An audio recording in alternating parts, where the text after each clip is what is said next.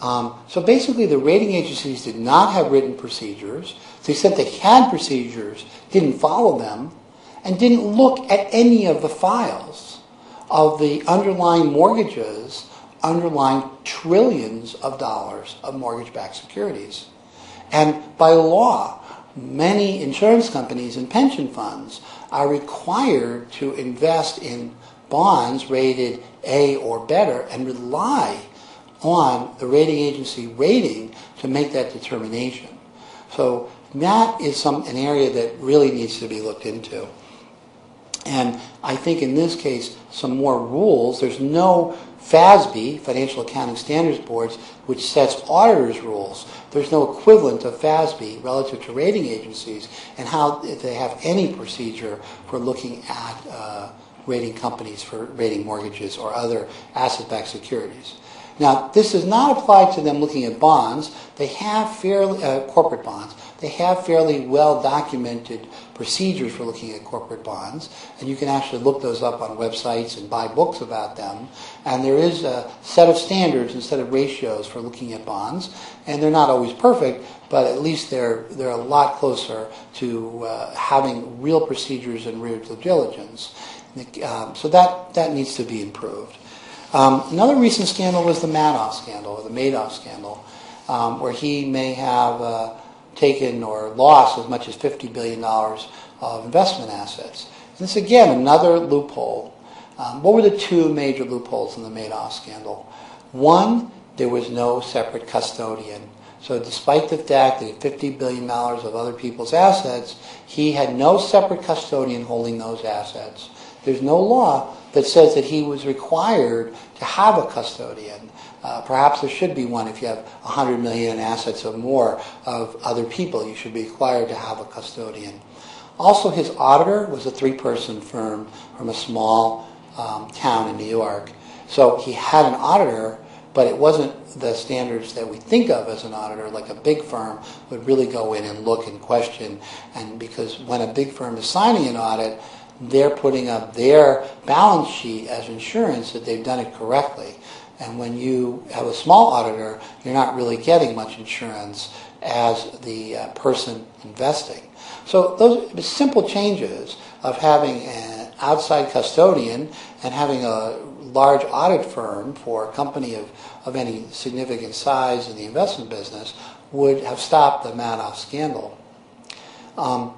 Anytime that we're looking at a financial institution, it doesn't matter if it's a private equity fund, a hedge fund, a broker-dealer, a bank, a savings and loan, a credit company like GE, the legal form doesn't really matter that much. What matters is the substance of what that company is doing and the size. A large broker-dealer can be dangerous to the system. A large credit company can be dangerous to the system. A small bank with a small amount of assets probably is not dangerous to the system. So it's not so much the exact type of institution involved. It's not the legal form that matters. It's the size that matters and the substance of what they're doing. Those are things that need to be that we need to look at.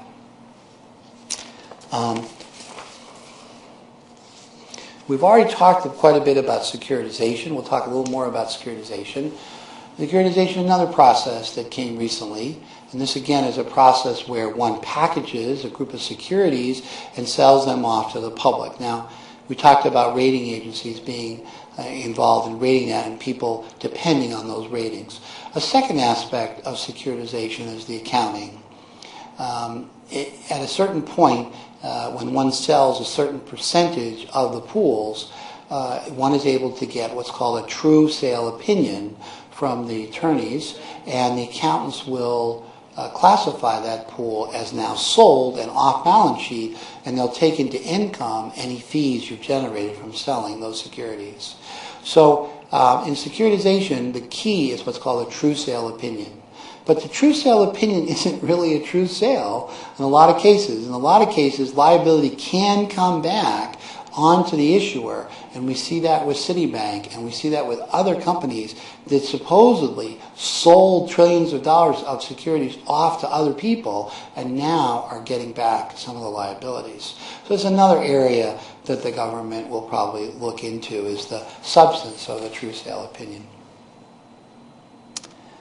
So what are we going to learn from all this, and how are we going to manage our companies and ourselves going forward? And I think the most important lessons are, it goes back to the basics of corporate strategy, which is profit pool. One is always seeking to out-earn your cost of money and make a profit. That's the mission. That's one of the missions of a company, and that's how the stock price goes up, how the management get bonuses. But the profit pool has to be wide, has to be deep, has to be sustainable, and when it's changing, you have to change with it. You see that in many great companies as they change to address the new profit pool from an old one. But we know in all financial services that money is a commodity, that it's not easy to make profits, that it's a tricky business. And whenever we're running or looking at a financial institution, we have to look carefully at that profit pool and make sure it's large, it's sustainable, and it's real. So those are the lessons that we can take away personally from this situation, and we should look that whenever we're building our own companies, that we're building something sustainable for the long term, and that the profits are really there, and if there seems to be a weakening or change, that we change with it and adjust our strategy to meet the new profit pool. So those are the lessons we have from our economy today, where we're going, where we've been, and how we can learn something personally from this situation in the economy. I think with the coordinated response of the Treasury, of the Fed, of the President, and countries around the world, that there will be an end to this recession in late 2009 and 2010, and we do have a chance now to build ourselves for the future and create those great companies that can be created during a recession. We know, and one of the discussion points on the website is 14 great companies created during a recession. And companies like Microsoft, Hewlett-Packard, even Hyatt Hotels, even the International House of Pancakes were created during recessions. And this is a time where new ideas, thinking, and we can have an explosion of creativity and put ourselves on a solid basis going forward. So thank you very much for tuning in for Lesson 3.